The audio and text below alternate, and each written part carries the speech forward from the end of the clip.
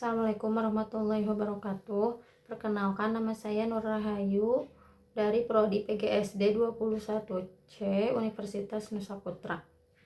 Di sini saya akan menjawab sekaligus menjelaskan pertanyaan mengenai mata pelajaran agama dan etika. Pertanyaannya yaitu, ada seorang pengusaha muslim yaitu Bapak Hasan yang mendapatkan tawaran besar dari perusahaan asing untuk menjadi pemasok utama. Namun setelah diteliti, ia menemukan bahwa perusahaan tersebut memproduksi produk yang tidak halal dan berpotensi merusak lingkungan. Jika Bapak Hasan menolak, dia akan kehilangan kesempatan besar untuk mengembangkan usahanya. Jika menerima, dia harus mengabaikan prinsip-prinsip halal dan keberlanjutan lingkungan. Berdasarkan etika bisnis dalam Islam, bagaimana seharusnya Bapak Hasan menyikapi tawaran tersebut? Berikan argumen yang mendalam tentang keputusan yang sebaiknya diambil, serta implikasinya bagi keberlanjutan usaha dan tanggung jawab sosial. Baik, di sini saya akan menjelaskan argumen tentang keputusan yang sebaiknya diambil oleh Bapak Hasan itu sendiri. Menurut argumen saya pribadi, jika saya menjadi Bapak Hasan, saya akan sudah pasti menolak tawaran tersebut. Karena kenapa? Yang pertama, yang menawarkan itu perusahaan asing yang dimana produknya belum tentu halal, dan produk yang tidak halal dan ini pun sudah diteliti. Dan Bapak Hasan pun sudah tahu bahwa produk yang diproduksinya itu tidak halal dan malahan akan berpotensi merusak lingkungan. Nah, maka saya akan sudah pasti menolaknya. Yang pertama, kenapa? Yang pertama itu tidak menjalankan dengan sesuai syariat Islam, tidak sesuai dengan syariat Islam. Yang kedua, itu akan merugikan orang lain. Seperti itu. Nah, untuk lebih jelasnya, dalam Islam itu kita ditanamkan nilai-nilai Islam, yaitu akhlak, yang dimana akhlak itu sendiri merupakan cerminan bagi seorang muslim. Akhlak yang baik itu merupakan cerminan seorang muslim, dan seorang muslim itu dilihat dari akhlaknya itu sendiri. Nah, jika Bapak Hasan memiliki akhlak yang baik, maka akan sudah pasti Bapak Hasan pun menolak tawaran tersebut, sekalipun itu akan menguntungkan usahanya. Karena balik lagi, yang memberikan rezeki itu adalah Allah Subhanahu wa Ta'ala.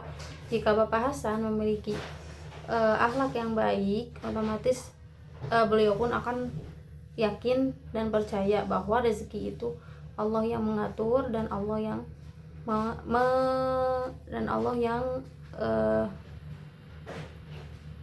melancarkan usahanya tersebut, sekalipun Bapak Hasan tidak menerima tawaran dari perusahaan asing yang akan menguntungkan usahanya tersebut.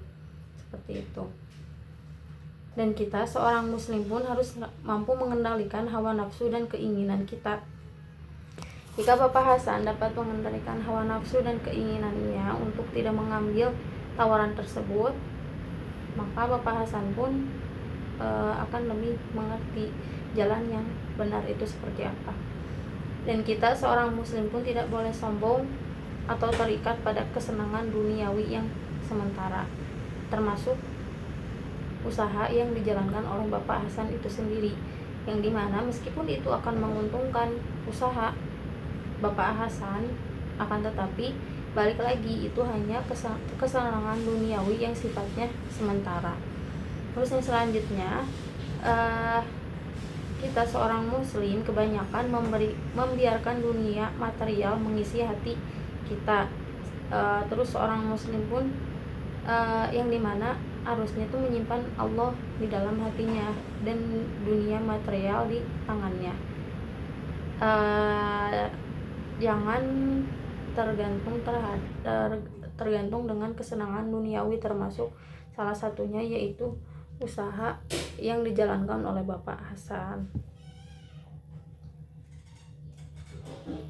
Terus yang selanjutnya, dalam surat Al-Quran surah ke-6 ayat 88 sampai ayat 89 dijelaskan, yaitu pada hari di mana harta benda dan anak-anak tidak berguna kecuali orang yang datang kepada Allah dengan hati yang bersih. Nah, di sini sudah ditegaskan bahwa harta benda dan anak-anak itu tidak akan berguna kecuali orang yang hatinya bersih, seperti itu. Terus kemudian dan Allah mencintai orang-orang yang teguh dan sabar. Nah, apabila kita memiliki hati teguh dan sabar, maka kita pun tidak akan terpengaruh oleh hal-hal yang tidak baik di luaran sana. Kemudian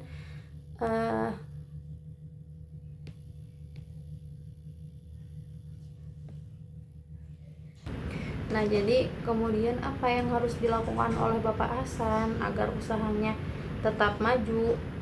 Nah, beliau seharusnya menurut pendapat saya pribadi, yaitu beliau udah sebetulnya bisa melakukan dengan cara bersedekah, salah satunya. Terus kemudian menahan diri saat amarah dan memaafkan apabila ada yang menzolimi Bapak Hasan tersebut. Karena dalam Islam pun sudah diatur bahwa tentang akhlak ini itu merupakan yang sudah tertulis dalam Al-Quran, yang dimana kita itu harus berbuat baik atau ihsan dan kebajikan, albir, serta menepati janji, sabar, jujur, dan takut hanya kepada Allah Subhanahu wa Ta'ala. Seperti itu. Nah, jadi kesimpulannya,